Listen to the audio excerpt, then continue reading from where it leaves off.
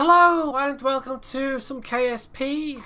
This is basically continuing on with what I've been doing in the last couple of streams, where I've been essentially doing only what is defined in the contracts that the game gives you, and this is without using any contract mods or anything either. There is going to be something a bit new about this particular stream though, in that today I bought the Making History DLC, which adds a whole bunch of parts. I've been waiting for ages to... I think I've had it on my wish list for ages, and then I just haven't taken the plunge for whatever reason. And today I decided, you know what, let's do it, because it adds a whole bunch of stock parts. And they are parts, for the most part, that you can get through mods, but this isn't a particularly modded build of the game, aside from a few odds and ends. Well, the very first thing we can do, I think, is warp to the next morning. Now, I think it was the last stream where I did my first Mun landing, which could have been a little more smooth, but was fine in the end. I then went away and, with some extra parts, new parts I'd unlocked, designed a lander that could take 3 Kerbals, so it's got a passenger cabin in there as well. And this one also has been used to successfully land on the Mun. I think it was like it would have been a tourist contract or something that required a Mun landing, and I probably had a flag contract in there as well to get a bit more cash out of it. And that was all fairly successful, and it only took 2 attempts, and it didn't even topple over. The only reason it took 2 attempts was the first time round I didn't slow down sufficiently and performed a little bit of hard litho braking, of which unfortunately there were no survivors. But the second time round I did it much more successfully. So this design I know works, but if I want to go back to the Mun, what I will probably do is redesign this whole thing and maybe have a Parrot 3, because some of the new Making History parts include new command capsules, which are called KV, amusingly enough. If you're a Tanks fan, you'll know why that could be a bit... I doubt it's the same KV. I don't know if it's supposed to be Kerbal something, but I highly doubt it's Klimid Voroshilov somehow, Marshal of the Soviet Union.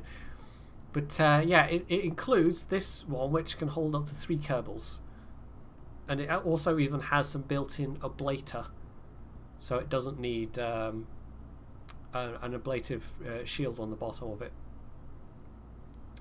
It's also got a built-in decoupler. I'm not entirely sure how these parts work. I literally bought the DLC today, so there's all these new parts, and I don't know necessarily how they work.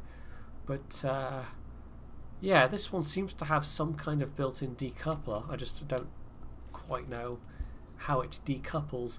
In fact, we could test that right now. Let's bring up my little test payload machine, which I periodically tweak and do things with, and we'll just literally stick that on top of that. Stick it on the landing pad, stage the decoupler, and see what happens.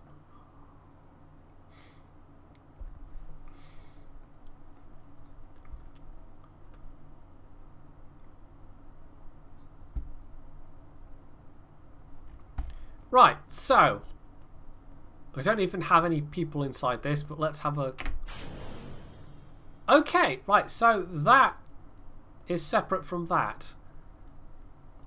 So this forms just the capsule just... Okay. So it has a built-in decoupler, and that's what it does. That is useful to know. Right, we'll just revert that. We don't need to...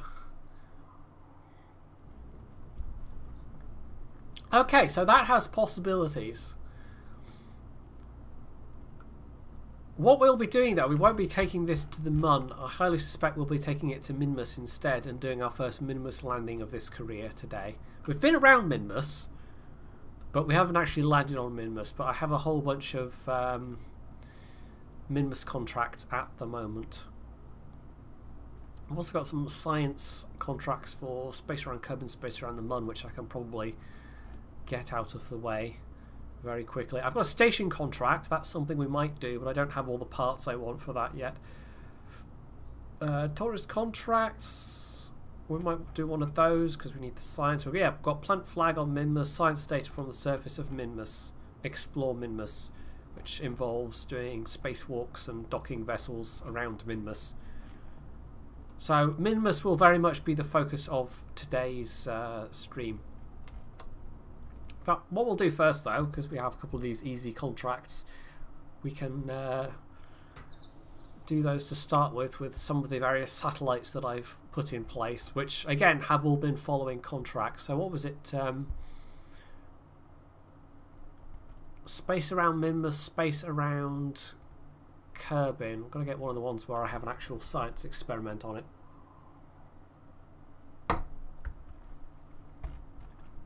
So how is everybody, by the way? How's everybody doing? This is a little earlier starting for me than perhaps is usual, but I don't particularly fancy going late with the stream today because, as I said on Twitter, I started some new medication and it's having some side effects, as medication can do. Right, that one doesn't actually have any science instruments on, so we want one that does.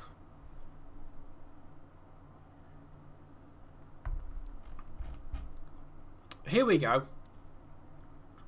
So let's just pin the from space around Kerbal. So what we can do is we can use this hitherto unused mystery goo container, and it'll be transmitted data, but that's fine. And there we go, science data from space around Kerbal. So that was easy money. Didn't actually have to do anything additional with that, and we'll be able to do the same with one of the ones that is going around the Mun. It'll be a little bit of extra science as well, but it also means it'll generate some new contracts. Also, I think these might all be... I'm just going to quickly check. I think I recovered all of these Kerbals already, just before I go exploding capsules. My own space junk I've been basically leaving up there in space, but just so it makes it a little easier to keep track of, I have been getting rid of the ones that I do rescue contracts from. And you have to be very careful and double check that you're not doing that to ones where you've not recovered the Kerbal from already, because in which case you're literally just killing them. Right, we'll do the same here. Observe the mystery goo. Transmit data. And that also counts for that contract, so that's fine. These are some of the earlier design satellites that I've been putting up there, but the latest ones might as well just quickly show you. The latest ones are a little bit more compact, although the design does also have slightly less delta V in the upper satellite stage. But yeah, it's a very simple design. Probe core and some baguette fuel tanks with a bit of tweak scaling as well. It has roughly the same amount of delta V, but it's slightly less than the previous one. And they're also a little bit cheaper, but at the kind of end of the scale we're talking about, it's a couple of thousand credits. So be it. But you might as well save a couple of thousand credits. Hey Raylin, thank you very much for the resub. 5 months in a row. Hope I'm well. Yeah, I'm doing okay. A bit out of it from I started some new meds a couple of days ago, and some of the advertised side effects are very definitely making themselves known, so it might be a bit of a... There might be a few days yet where I'm not really doing anything with YouTube, but I'm going to make an effort to stream a little bit more than I usually do, which isn't going to be hard, given how frequently I usually stream, to make up for it somewhat. Right, contracts. We're going to check contracts. If I seem a little bit more scatterbrained than usual, it's not your imagination. Tourists fly by the Mun, orbit around the Mun. We want ones that give orbit around Kerbin and suborbit around Kerbin, as well as going around the Mun as well. You want them to be worth more, basically. New station around Minmus. I don't want to load myself up with station contracts just yet. They are very lucrative, but I don't really have the parts to do them as of yet. So we won't take any of those just for the time being. But we could unlock another science node. And actually, yes, this is one of the ones we want. This is as far as I am with the nodes. The only one of the... I don't know even where we're at with the branch of the tree. The sixth lot of science nodes. Yeah, the only one I've unlocked is the deployable solar panels. That one was a bit of a priority. But I do need the hitchhiker storage container, and after that I will probably get this one here for the enlarged command nodules. Modules! Command nodules, yes, those. But yeah, let's unlock that. And the Rovemax lander, the rover wheel might come in useful, but yeah, it's mostly for the hitchhiker container that we want. Hey Dept, what are you pisting at me about? Have I forgotten something horrendously obvious? Does it say I'm streaming World of Tanks or something? Or are you just trying to mess with me? More boosters. Oh, I see. Okay, yes. I see what you did there, Dept. Right, so, what shall we do next? Because what we can do... Well, first off, we need to design the lander for Minmus. I don't think we have... Or do we? Do we have any contracts that involve tourists wanting to land on Minmus? I don't think we do.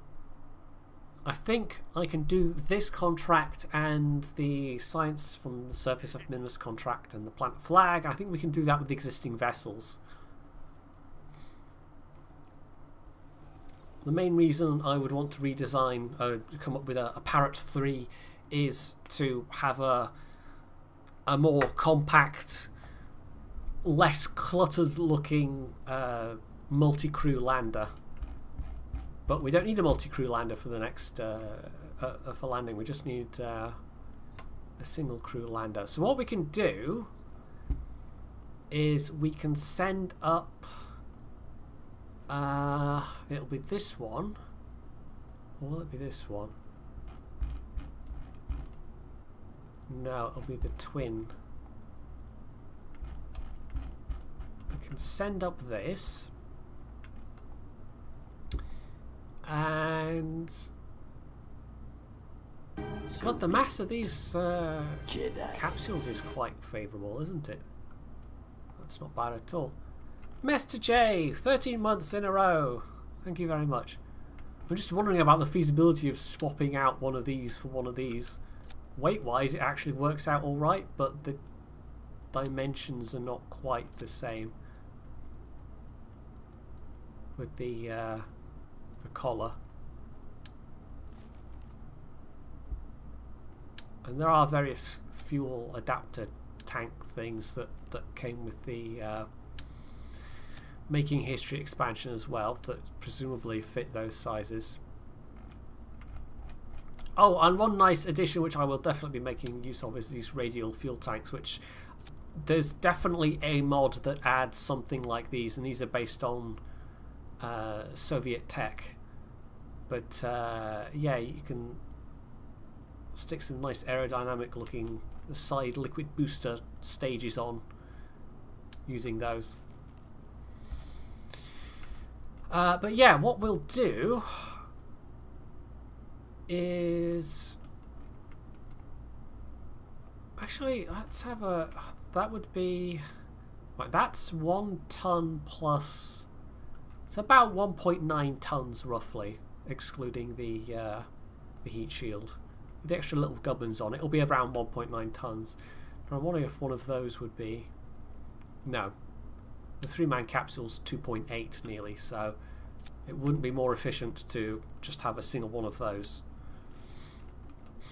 So what we need is either this or the actual Mun lander to have RCS capability, because I believe that contract requires docking. If I can find the right one.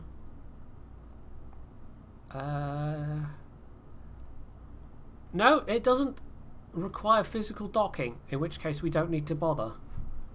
Transfer any crew into any vessel from another mission in orbit of Minmus to achieve this goal. Rendezvous 2 vessels in orbit of Minmus. They have to be within visual range of each other. And have a Kerbal go on an EVA in orbit of Minmus to achieve this goal. So we don't need to dock them together at all, so I don't need to make any modifications whatsoever. Okay. Hey, Ginge. And Rip Stereo Frip was taken? No, Ripster of Rip was taken. There we go. That took a moment for my brain to pass. How are you doing? I'm afraid I don't remember your name, but if it's been a long while, that might be why. Hey, Macca. We're playing World of Warships, honest. This isn't what it looks like. How was your stream? Right, so we have to decide who's going on this mission first. What we'll do is we'll send up the tourist rocket. We'll send that on its way to Minmus first. Why?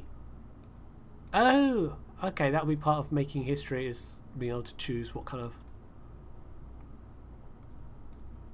flight suit you want them to wear. That's one of the making history features. So we have Margaret, which is a weirdly normal name for a Kerbal. They just want to go by the Mun. Fly by Minmus, fly by Minmus. Now, this is, you could technically argue, Domming and Lodmin, you could technically argue this is going beyond what the contract requires in terms of me going into orbit, but given that I'm doing multiple contracts with as few missions as possible, I think it's allowable within my own kind of house rules. Otherwise, it would mean I'd have to do separate missions for a lot of the tourist contracts, because often they want overlapping but different things.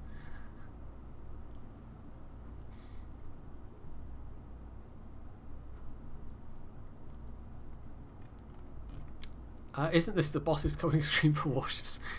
I've got no idea what that would... Well, I suppose, you know, if you were at NASA and watching a warship stream, you might have a KSP stream in the background that you could quickly switch over to and just pretend you were doing research. Although I don't think you'd be able to con somebody at NASA into, you know, oh yeah, no, I'm watching, it's a real life space stream of a launch that's happening right now. I know it looks like a computer game, but it's not, honest. Right, let's get this on the launch pad.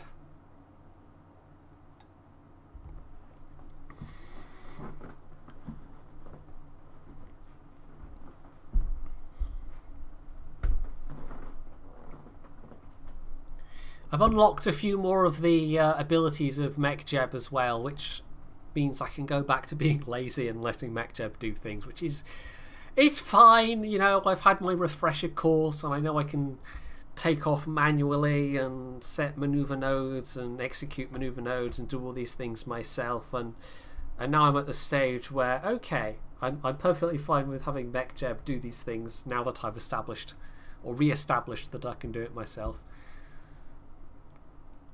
So okay, let's get launched. Let's get ourselves skywards. And I've even been using the auto stage feature just because. Oh, kill rotation. Yeah, we want that on. It's basically SAS.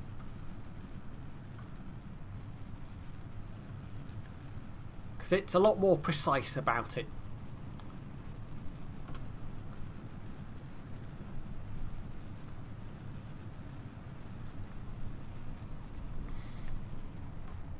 Throttle back a bit.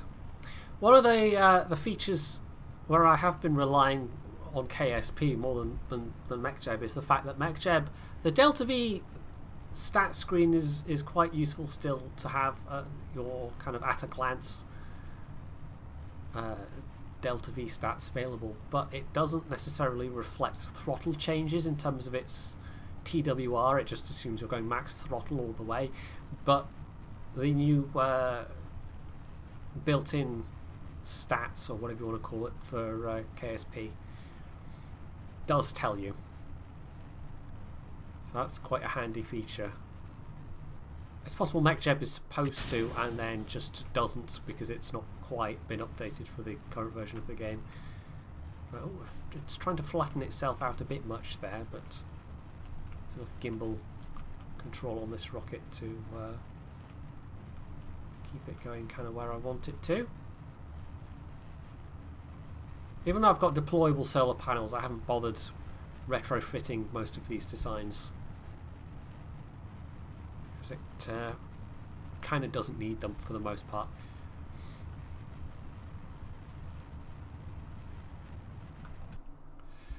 Okay, and we'll tell it to circularize. One effect of having unlocked the proper sized tanks at this stage and swapping out the upscaled smaller tanks is that the proportions of some of my rockets have changed a bit, but also because tweak scale isn't perfect, it doesn't always scale up or down the mass of parts quite correctly either. So my rockets, as a result, now have more delta V than they did before, at least the ones I designed with upscaled parts, which now have the proper scales. So I could quite probably, you know, take out this smaller fuel tank here, because at the moment the net effect is I'm having a lot more space debris orbiting Kerbin, because we have all these parts that are getting left behind, which is not necessarily ideal.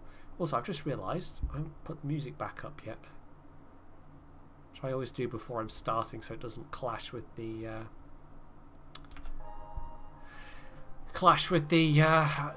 music I start the stream with.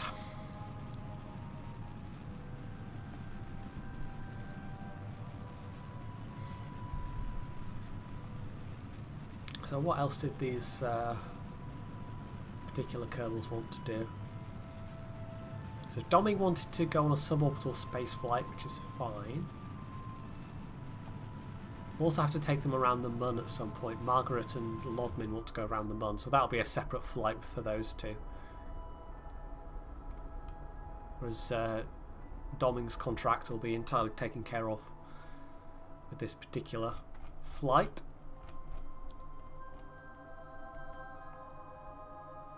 Starting to look like I've got more of a proper relay network as well, although it's not by design. It's just this is where the various satellite contracts have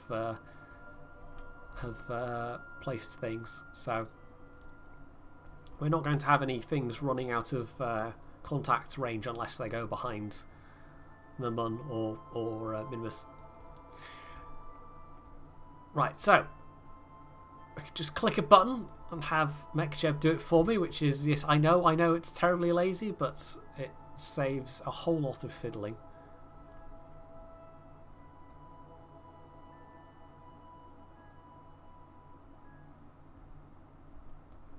Oh, that's a bit too far.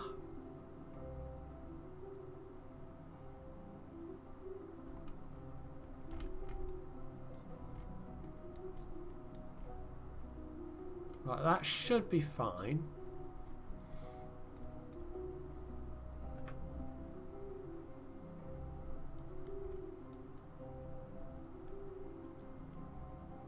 So that will warp to its node and do the do, and then we'll go and launch rocket number 2.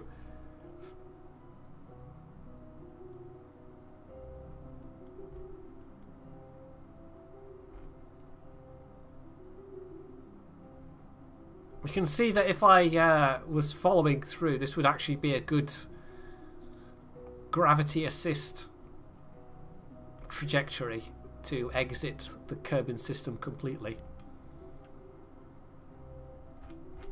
And then would then take me into an orbit around the sun. But that's not the plan. If that happened, something would have gone badly wrong. And my tourists would not be happy.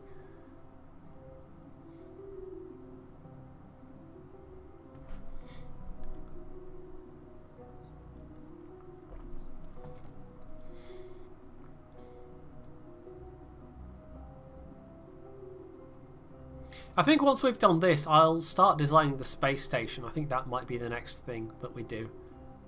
But all this stuff on and around Minmus should take a little while.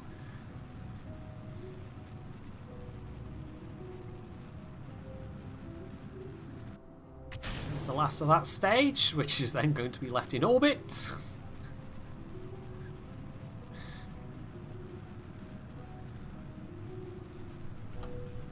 Man, this game does look nice with a few mods.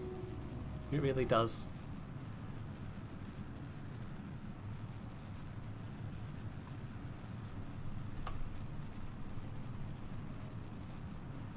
All these clouds, though, it doesn't do good things to your frame rate. I think it's the cloud effects and the aurora effects particularly.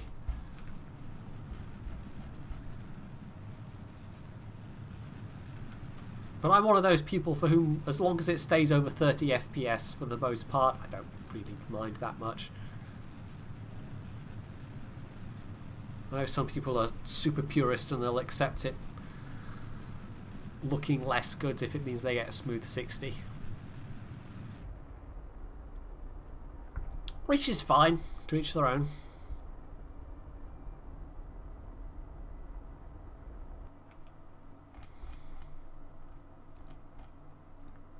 Oh, we don't seem to have...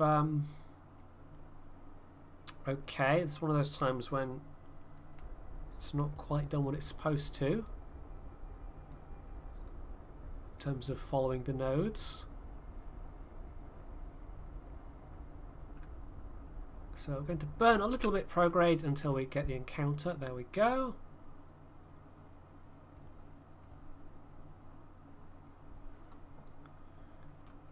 I think what we'll do is we'll get this one into orbit around Minmus and then launch the other one. I could try and do them a bit more concurrently, but that dramatically increases the chances of me massively screwing up.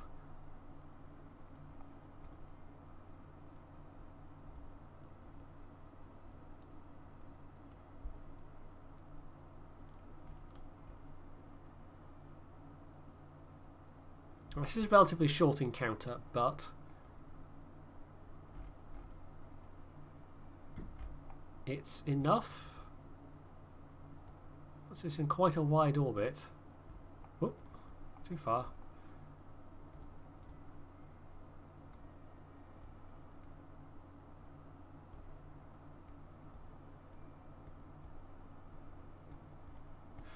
Right, oh, I don't need to set anything there, I just need to tell it to do the next node, and that's fine.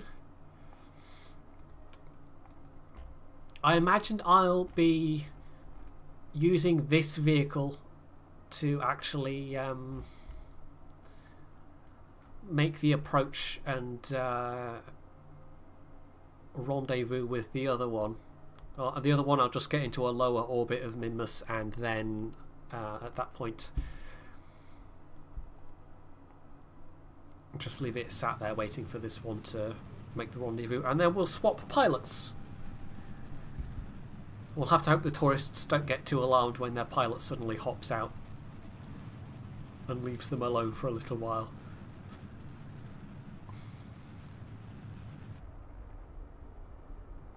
I will do a quick inclination changing burn, because we'll need both of these craft to be sitting at the same inclination to make the rendezvous. Right, this is a very wide orbit. 14 days.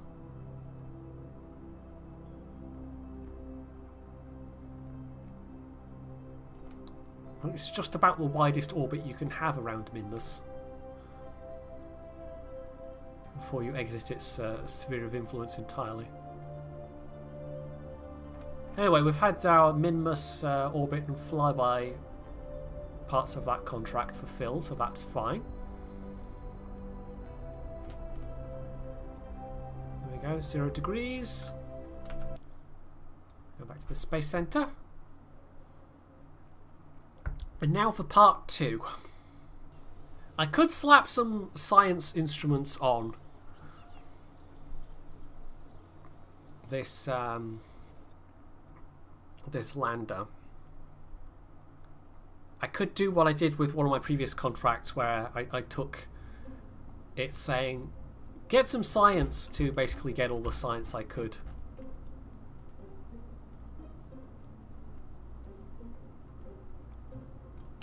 So thermometer, oh. Mystery goo container, just trying to run away from me.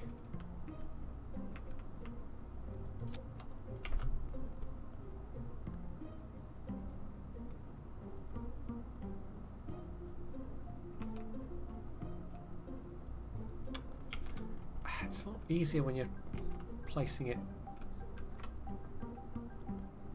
on one of the cardinal points.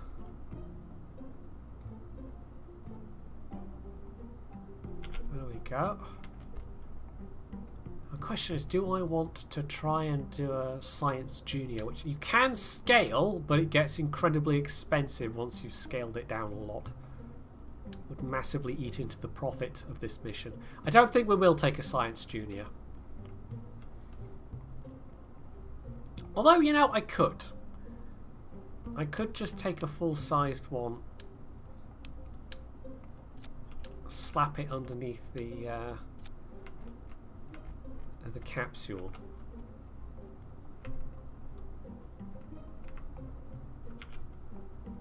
Let's just check it's not peeking through the bottom of the heat shield, because sometimes some of the parts do that. Which, it does have an impact on my Delta V, but it doesn't have enough of an impact to really like it's fine. I'll be able to land and take off again and still have enough to spare, because we proved that with the first landing. As disastrous as it was, or well, it wasn't a disaster. We landed, it was fine. We landed and then took off again. It's just we landed on our side. For some reason with this one I did actually put on the extendable panels. I think I probably did that with my others as well, actually. Or with Parrot 2. Yeah, I think it was just the Pigeon series that I left the original solar panels on. Also, with putting all these science experiments on, it makes it as expensive as the 3-person lander. Right, well, we'll send this to the pad, and we'll get our pilot, and let's have Valentina, because she'll be swapping over with They'll be swapping ships.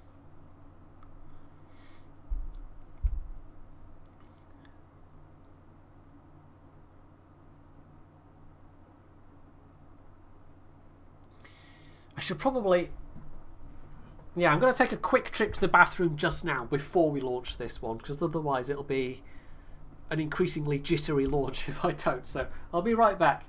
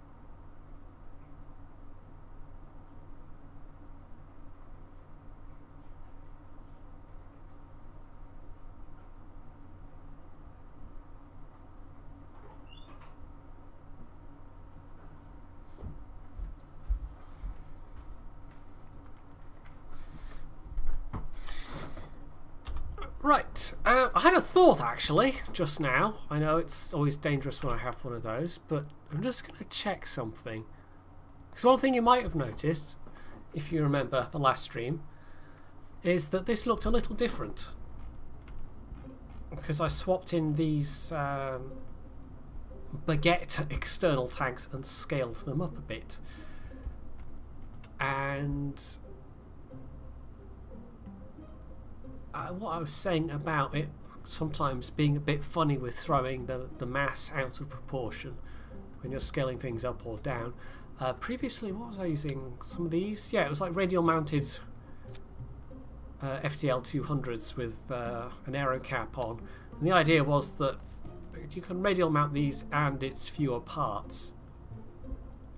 But I'm just idly curious, if I scaled these properly, how many would I need to achieve this same amount of delta V?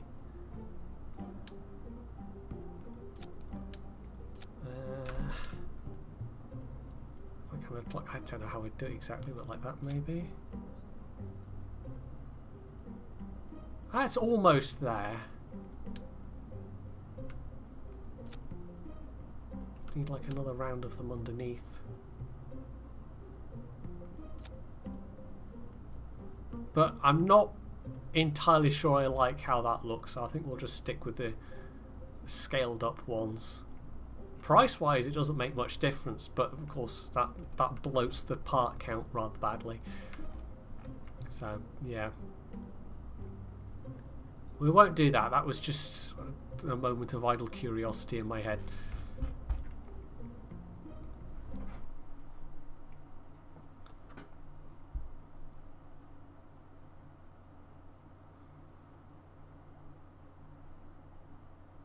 It does just go to show though how expensive scaling parts up can be. For that many of the properly sized ones is as expensive as 4 scaled up ones.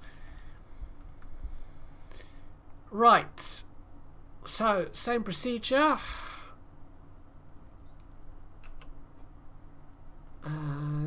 Get everything popped out that we need to have popped out. So stage down to stage 1 and go. For some reason it does that when it takes off, and I don't know why. Because I'm not telling it to roll in a particular direction. For some reason it just decides it's going to start spinning. So it's a little bit peculiar. In fact, what happens if I turn off the... So theoretically, MechJeb should make it not spin around. Can we be facing the right way? Hang on, I want 90 at the bottom, don't I? Yes, I want the 90 marker at the bottom.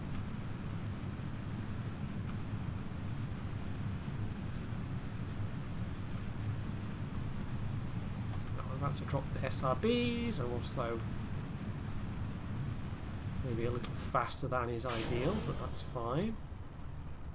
So yeah, nice clean separation. We need to throttle up again actually. It's a little awkward with the... It's not my most elegant design, this, with having the nose cones and the swivels mounted underneath, but it works.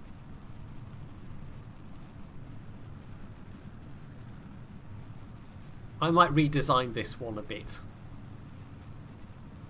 at some point in future. Whoop.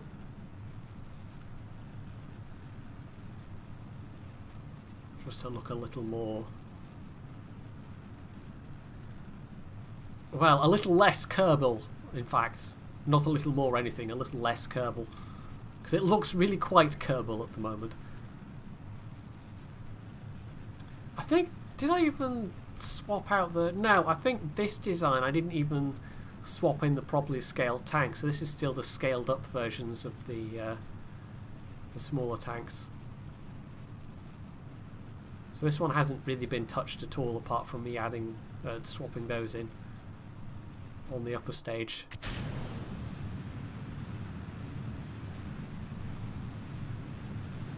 Right, so we get some pretty good control authority with these, because the swivel engines have got pretty good control authority.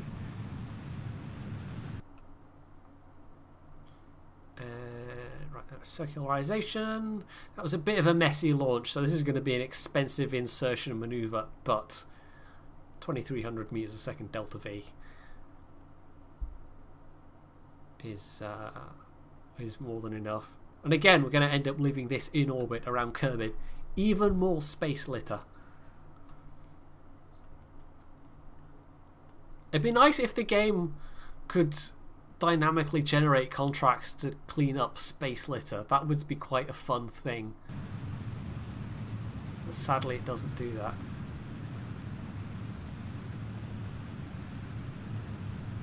Right, we're actually still burning while we're in the atmosphere to circularize, but they're not. I think these ones are scaled down a little bit, so the thrust to weight for this upper stage isn't super high. So I suppose it makes sense for quite a high delta V maneuver that we would need to have a longer burn.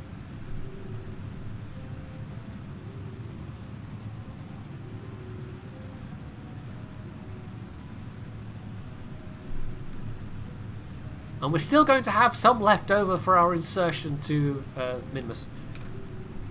I have a feeling this might be a slightly... Oh, that's not too bad actually. I thought this might be a slightly wonky orbit around Kerbal, but... in fact, it says the inclination there, doesn't it? No, we're only just off the equator. That's pretty good.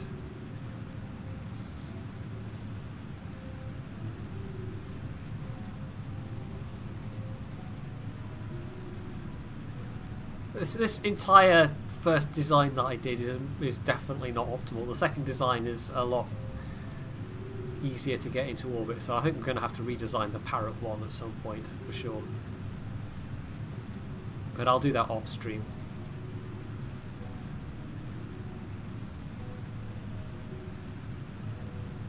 There we go, periapsis into positive numbers.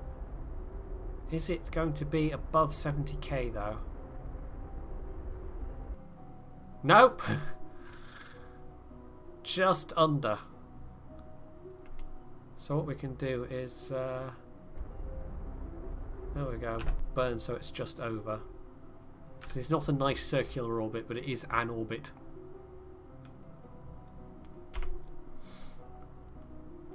Right, so again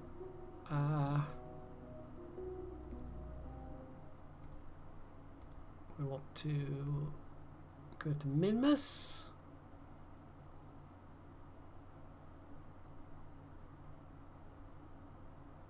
I don't know what you're trying to do there, game, but that's an encounter with the Mun. No, it wants us to have an encounter with the Mun. I've definitely set Minmus as my target, right? It might just be that in trying to get an encounter with Minmus, it's taking us into the Mun instead. I might need to change my inclination here in orbit around Kerbal, which is a more expensive maneuver. Although actually that's not too bad. I mean, it's not too bad for Minmus anyway. It's only a couple of degrees off the equator, but you know what? We're sitting on still 850 meters a second delta V in this second stage, so we'll do that. We'll spend the delta V, match inclination with Minmus, and that then makes things a lot simpler. Of course, the most efficient way is to launch into the inclination that you want to be in, but I can't do that. I'm not that good.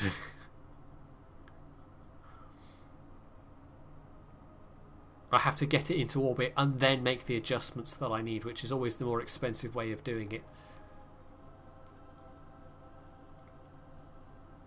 I don't have a steady enough hand, as it were, when it comes to doing launches.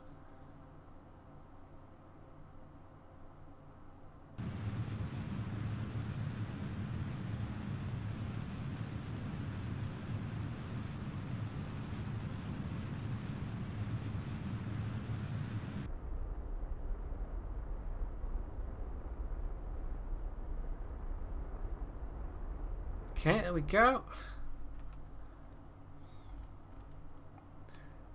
So if we try for a Hoban transfer, that should now give us, yep, there we go, much cleaner looking transfer node. We want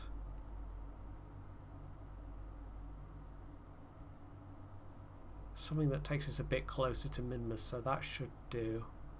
I'm going to drop a quick save just in case. Hey, Hildebrand and Fu and Hashimaki. Sorry if I've missed anybody else.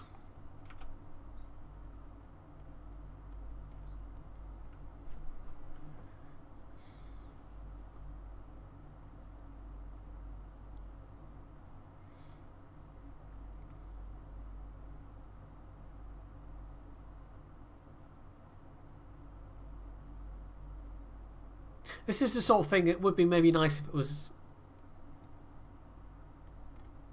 in the game in this form, but you kind of already can. You can already tell it to warp to the next node. And it'll put you, I think it tries to, it brings you out of time warp at the point before you need to start burning. If you're trying to do it yourself manually, I always overshoot. Jedi. Fu with the gift sub, thank you very much. Enjoy your ability to quack, Ginge. Oh, also, I can extend my solar panels. I should do that. Not that we were in any danger of running out of electric charge, I expect, because, you know, we've got big-ass engines firing, but we might as well.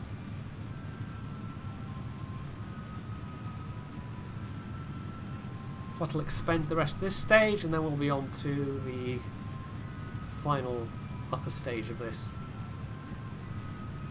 which also happens to be the landing stage.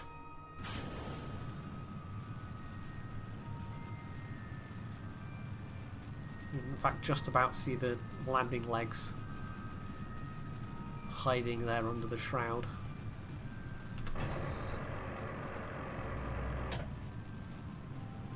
Okay, that's interesting.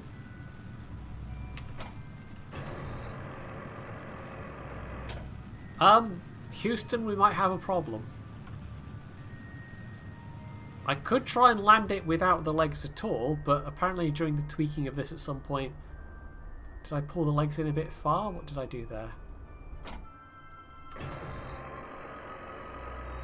They should be able to just pop out. Huh.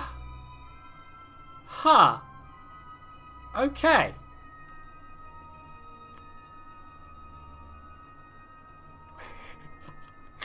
Well, you know what? I'm inclined to say let's just go with it and see what happens. We proved last time we don't need landing gear, right? Yeah, I'm sure it'll be fine. We're going to try it. Because the alternative is I have to go back to the VAB and do it all over again. Do the whole launch over again. So we're going to try this. Extra hard mode, no landing gear.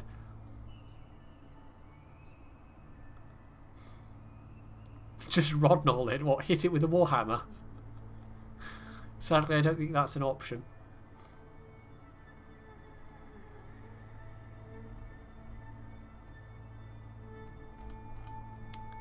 Oh, it's done the same thing again. It's given me a mun encounter. I don't want a mun encounter. That's sending me into a really weird ass orbit. Yeah, let's go back to the quick save. Wasn't paying attention there.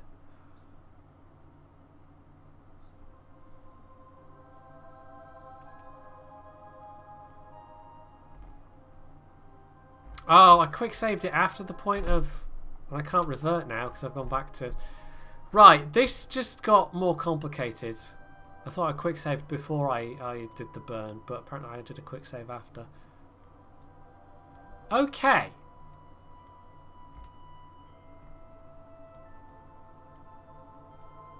Apparently the mun was just getting in my way in terms of an encounter regardless of what I was going to, you know, do in terms of inclination.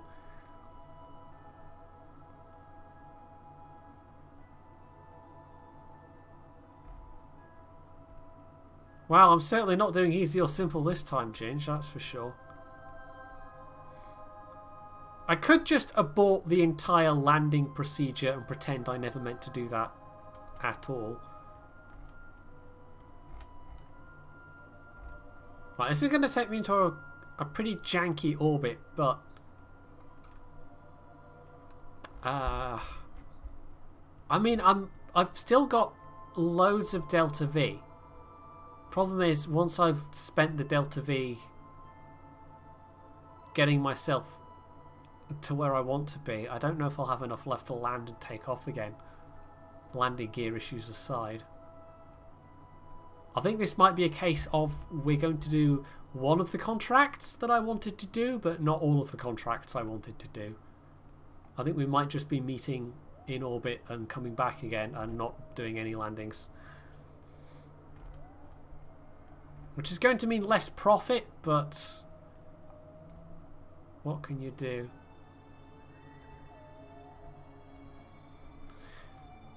Right, I am once again going to have to match planes, aren't I? But it should be a lot cheaper this time. Can I match planes with an object in the same sphere of influence?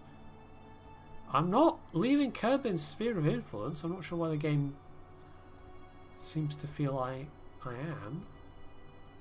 That's slightly weird.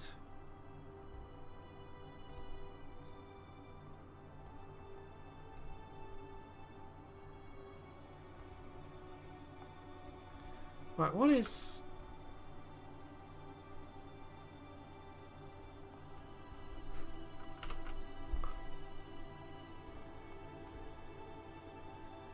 Is it like 3, 4? I don't know.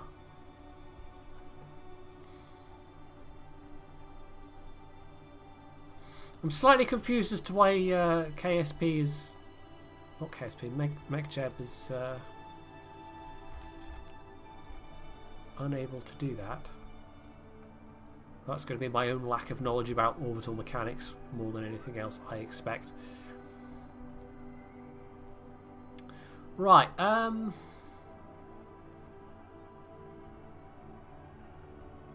don't want that.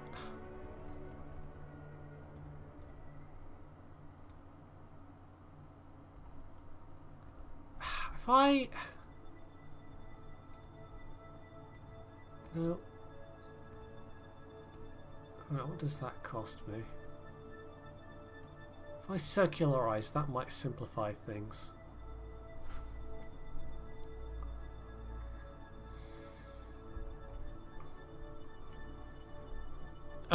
We've done flybys, we've done orbits, Latika Mafia. The plan was to land, except I seem to have screwed up on multiple levels with this mission, and I can't now revert to launch. This was supposed to be the lander that I used the first time round. There we go, I can open it now. But as you can see, we have some slight design flaws. So there was that, and also we kept encountering the Mun when we wanted to encounter Minmus. So I might be starting to run into Delta V issues regardless. So I don't think I will be landing on Minmus just now. I think we're going to be doing something else entirely. Right, can we now...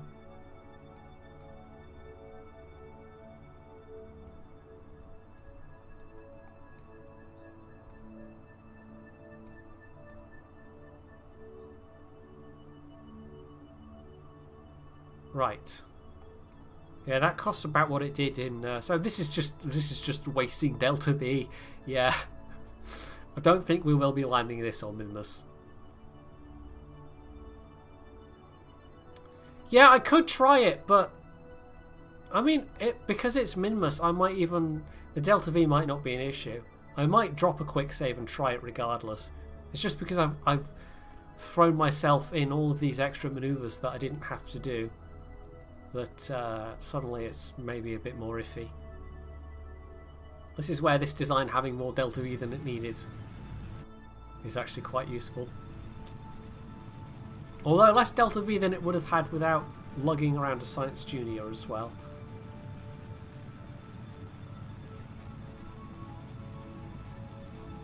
Do you think they're suffering from performance anxiety, Hildebrand? You could be right.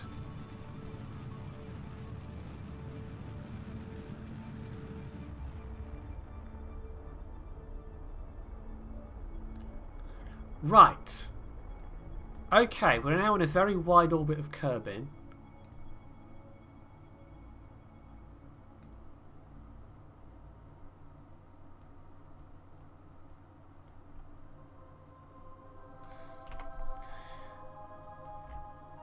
And gosh, it's a little hard to see what the encounter's going to be like from here. The upside is that's a very, very small amount of Delta V I need to get an encounter, so let's try that. See what happens. This is it's an LV 909 Terrier. This is a stock engine. It's just it looks a bit different in 1.6. A lot of the stock parts look rather different. Oh yeah, this is the okay. This is the downside.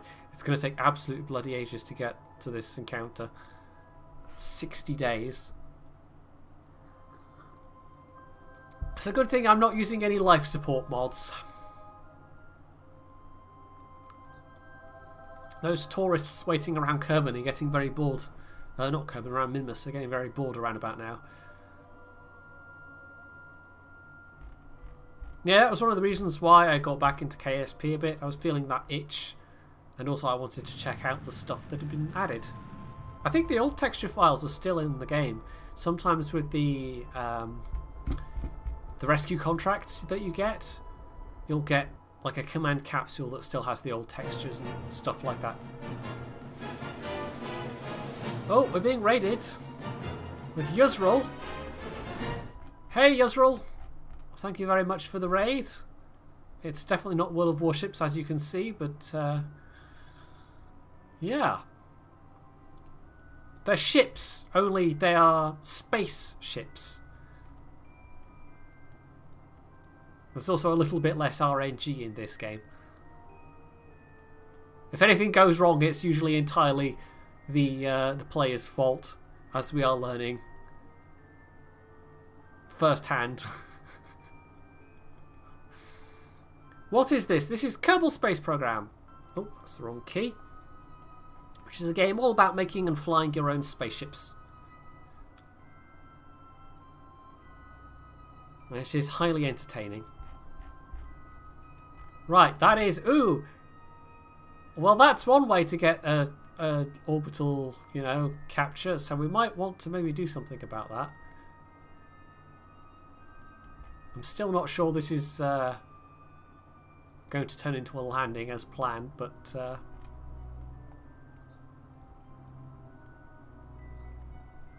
Right, so I want to burn to change the periapsis, that's fine.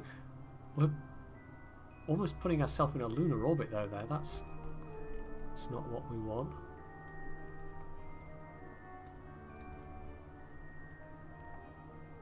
We might actually want that node there. We want to just not be intersecting the ground. Because generally if your spaceship intersects the ground, that's a bad thing. Right, there we go. That pulls us away from smacking into the surface of Minmus. And then we can actually circularize. It's not Kerbal Murder Simulator. Hey, it is if you want it to be.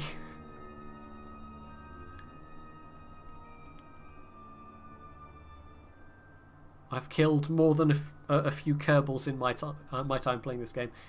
Although, usually not on purpose. There's an old stream highlight from like 2015. Back when I was doing my very first KSP streams. Because it's a game I've streamed on and off over the years. And yeah, it involved having somebody step out of their capsule at the point where they were re-entering the atmosphere. With rather predictable results.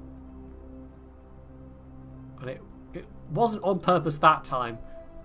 It was me getting my buttons mixed up, but yeah, not that that mattered to the Kerbal. Oh, I'm popular. Somebody's texting me.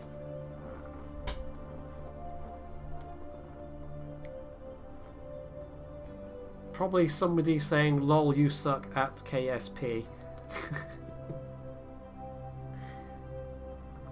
Which would be an entirely fair comment. Yeah, you don't really need to know any maths to play KSP. I mean, there are people who play this by literally sitting down and with pen and paper and a calculator figuring out the amount of delta V that they need and doing their own orbital calculations. But none of that is strictly required. Right, let's circularize. Which will be pretty cheap. And I've just realised a fatal flaw. Kind of. This capsule's going around this way. This capsule's going around this way, so we're going to have to flip them around. So actually, let's abort that. I think I've got what we need to set it to, like minus... Oh, this might take a bit of trial and error while I figure out. No, that's... Okay, that's polar. It's...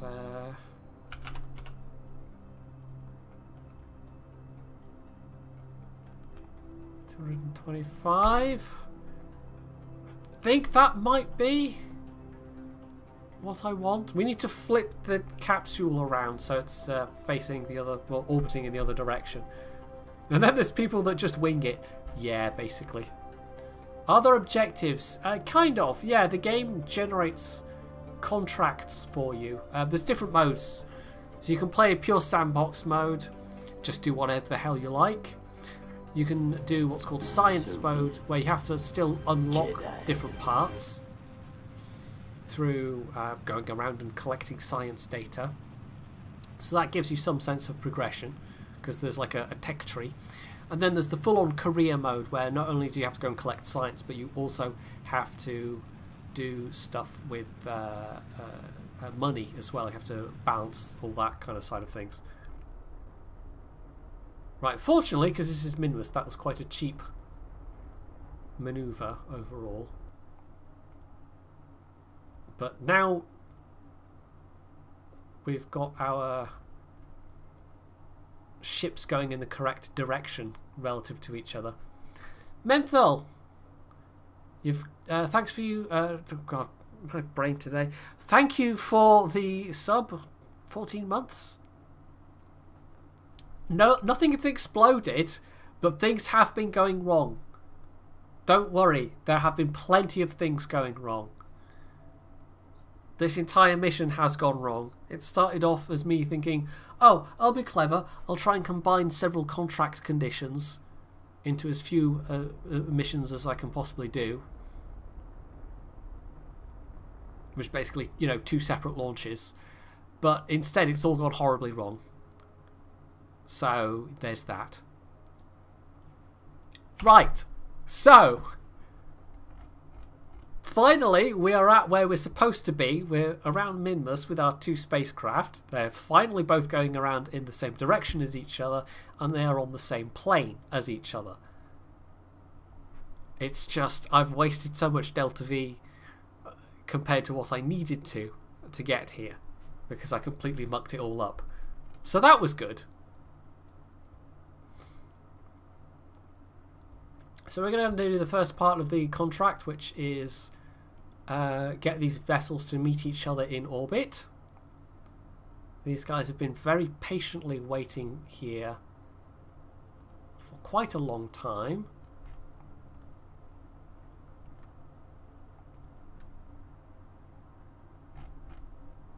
And I'll be entirely using MechJeb for all this rendezvous stuff, because I utterly suck at doing it myself.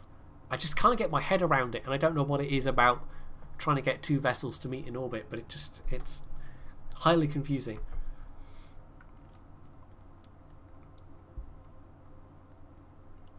At least it's not Jeremy Clarkson. Oh god, yeah. I mean, they're practically real life Kerbal, except with cars, sort of. I mean, there was that one time they tried to turn a Reliant Robin into a space shuttle. Right, so we want to then fine-tune our closest approach, and if we bring them down to, say, around 80 meters away from each other, that's comfortably close in terms of a spacewalk. Well, apparently that's already within the tolerance of their closest encounter, so then we're just going to go match velocities. At which point we can have this craft go on its merry way back home. It will have to fall inwards towards Minmus first, because it is quite far out.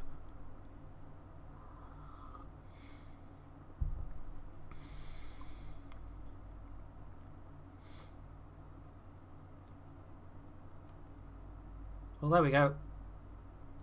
There's the Pt.1. Today you can say you've seen a parrot and a pigeon meet each other in deep space.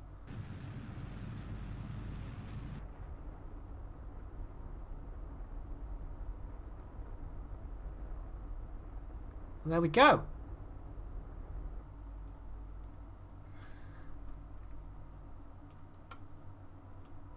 So, let's take a quick look at the contracts screen.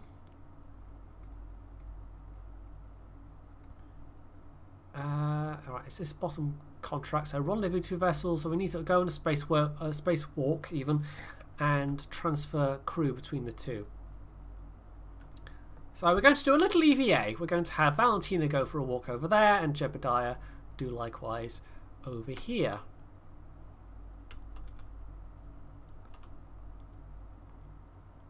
And I'll get to demonstrate one of my favourite things about KSP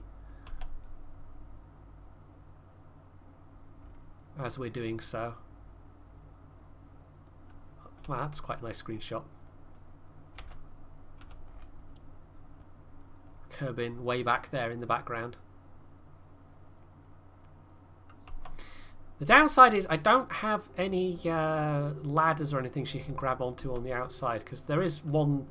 It's kind of like a built-in ladder for the crew capsules, but what we're going to have to do is just try and kill her velocity enough. And if I do it quickly enough, I can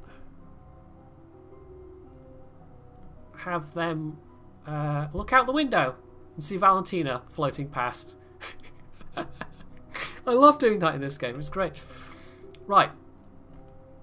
So, Jebediah also needs to go for an EVA, so you can go, hey Valentina, how you doing? Fancy meeting you out here. Do you come to Minmus often? You know, he does all his usual cheesy pickup lines. I'll send him slowly drifting in the direction of the other craft, and we'll switch back to Valentina, and she can get in this craft. And yes, we are playing basically musical spacecraft right now. That is exactly what we're doing, because that's what the contract calls for. So Valentina goes in that one, and that actually fulfills the contract, but rather than let Jeb just float around out here for eternity, we'll put him in the other spacecraft.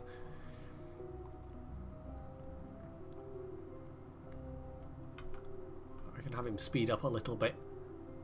They do get some quite ludicrous amounts of maneuvering fuel in these packs, compared to real life anyway. Yeah, that was... I'm still enjoying the memory of that uncommon. That's one of my favourite sessions of tabletop role-playing that I've done so far. Because it was just all so perfect. Right.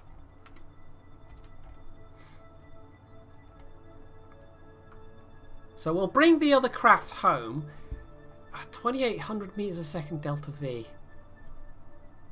I will attempt a landing on Minmus, which we should be able to do just on the engine bell, because that's the other part of the contract I was trying to fill, is land on Minmus and plant a flag on Minmus. But for now we'll get these tourists home.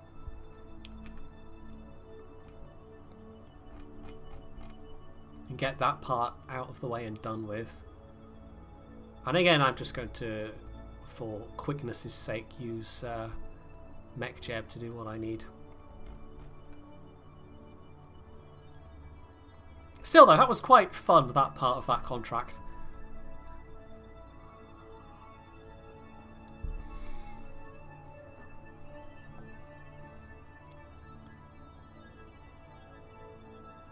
And it is part of the fun of this game, is trying to compensate for when things do go wrong. And if they do go wrong, it's usually because you, the player, have messed up somehow. And you have to then correct your own mistakes. And in this case, it doesn't hurt that my lander craft has way more delta V than it does strictly need for either the Mun or Minmus, which are both the moons of Kerbin, because unlike Earth, it has 2 moons. Right, so we can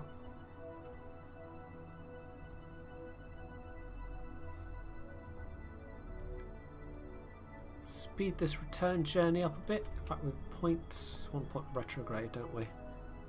I've just noticed on the orbital information panel we're not quite going to intersect with the atmosphere.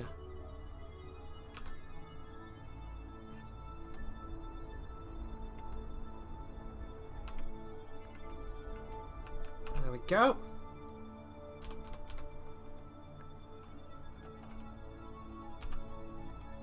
Can watch Kerbin zooming up on us. High speed.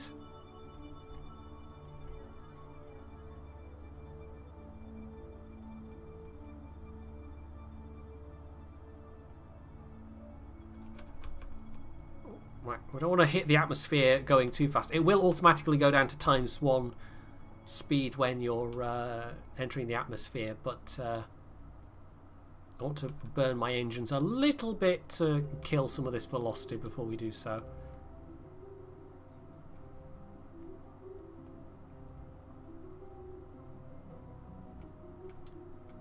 Because we're going to be hitting the atmosphere going quite fast otherwise. Are we out of... Oh, the way we're pointing, the solar panels haven't been catching any sun, so what we can do is just... There we go. Because we have a pilot on board, it doesn't actually matter in terms of firing the engine. If this was a remotely piloted craft, or I didn't have a pilot on board, that would be a problem, because I would not have any control at that point. It's one of the reasons why I went for the science node that gave me the stowable solar panels as a priority, even though I haven't got them on this craft. Because for the most part it's not really an issue, but sometimes it's possible to mess up a bit and end up with a situation where you don't have any panels pointed at the sun and therefore run out of electric charge. I have in the past, not in this playthrough, but in the past I've lost probes that way, just because you stop being able to communicate with them. Right, so we'll just burn off some of this speed, because we have all this fuel left.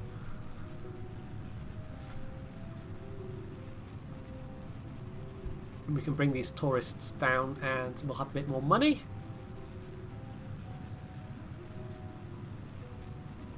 There we go, we're very firmly suborbital at this point.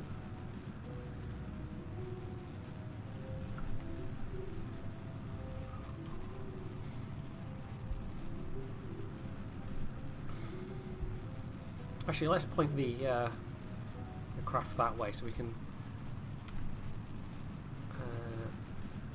have a nice view of the interior as we come screaming down at terrifying velocities.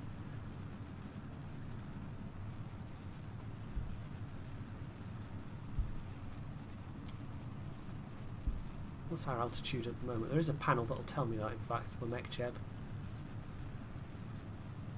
Or is it surface info I want? There we go. So I can see what my altitude is. 50 kilometers. We'll start to have heating effects soon, so actually we'll ditch the... There we go. Ditch the engine stage.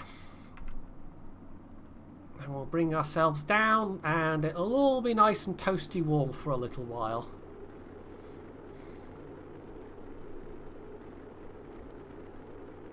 It's fine. See, the tourists are fine. They're hardly terrified at all.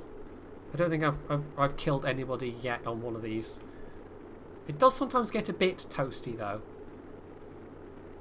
But we killed enough velocity that this is actually a reasonably comfortable re-entry.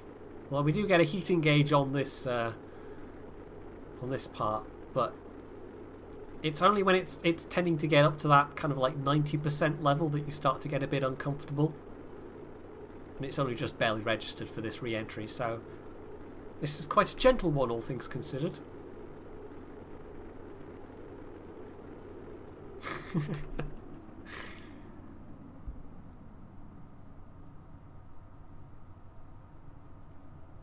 So yeah, this is the stage during a previous mission a long time ago, 3 years ago, whilst streaming. I accidentally, instead of hitting the view button, hit the EVA button and fried one of my astronauts as a result. So we can hit that final stage, which is the parachutes, and carefully time warp down to the ground. Or, well, physics warp in this case. It gets a bit confusing remembering which one is which sometimes.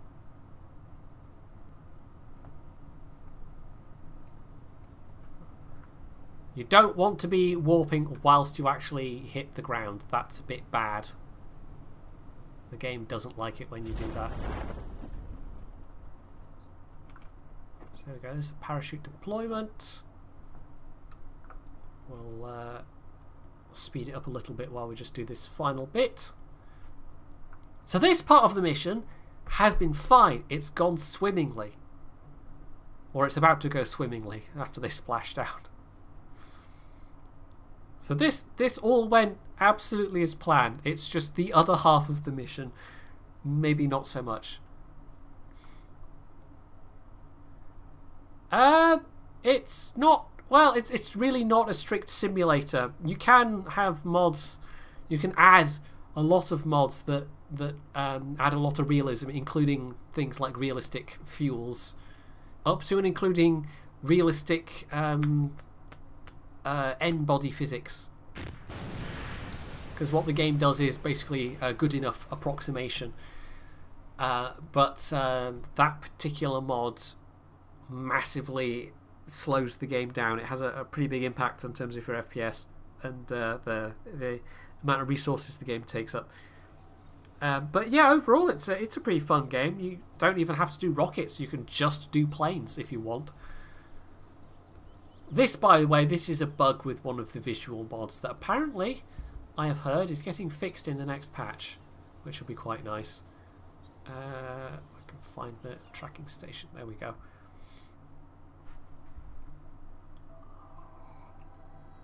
You can turn up the level of atmospheric re-entry if you want in the stock game, but I think there are mods that also alter the re-entry heat. Bear in mind, Kerbal itself is 1/10 the size of Earth, so what these realism mods can do, you can take realistic fuels without doing anything else to the game, but what you can also do is have a full-scale solar system, at which point you start to realise how difficult actual rocketry is, because this is easy mode. You need far less fuel and far smaller rockets to do things in this game than you do in real life. But you can have the game much more closely mimic real life, and you can get an idea of the complexity involved. Hey, Opahik. Thank you. Happy New Year to you as well. So yeah, this is unmodded insofar as it's the default Kerbal system. There are other... I'm trying to... my brain's just gone blank. Planet packs, I guess you'd call them. There are other solar systems available. Most of them... Copernicus, is it Copernicus? Is what I'm thinking of? I can't remember. I think that's the most fleshed out one. No, it's Galileo. It's Galileo's Planet Pack. There we go. Because I actually did some streams with Galileo's Planet Pack. There are various mods that replace the default solar system. A lot of them keep the stock size though, but you can also get our solar system at either the 1/10 size or full scale. So you can do all kinds of things with this game. Oh, absolutely. Yeah, this is definitely worth picking up on sale. It goes on sale relatively frequently. There's also a DLC for it, but you don't really need that. The base game alone, plus the amount of mods there are available for it, yeah. It's got a lot of flexibility to it, this game, but for most people you're just going to want to start out and play the game itself and get familiar with it before you start adding mods. And these days it's a lot easier to do so, just to play the game completely vanilla, because there have been various things added that previously were only available through mods. Like these panels here, this is all from a mod that's telling me extra information. And Delta V is how much go juice you have. It's not your fuel level necessarily, but it's your ability to change your velocity, which is therefore your ability to move around the solar system. And by default the game used to not have any of that information, but these days it does. And that Delta V figure is incredibly important, because that tells you how much of your go juice you have left, you know, how much of your ability to change your velocity and get from A to B you have left. And it makes planning your rockets, building your rockets a lot simpler when you know that figure. Whereas previously you used to either have to use a mod to get this kind of information here, or else just guess. Right, we're going to do this. We're going to try a landing. And I think for that we want to be in a bit of a closer orbit, so we can come down a much more gentle angle. 10 kilometers. let's do that. Let's bring ourselves down to 10 kilometers, because the Minmus is a really small body, so these maneuvers are all very, very cheap. They're not going to make any ultimate difference in whether I have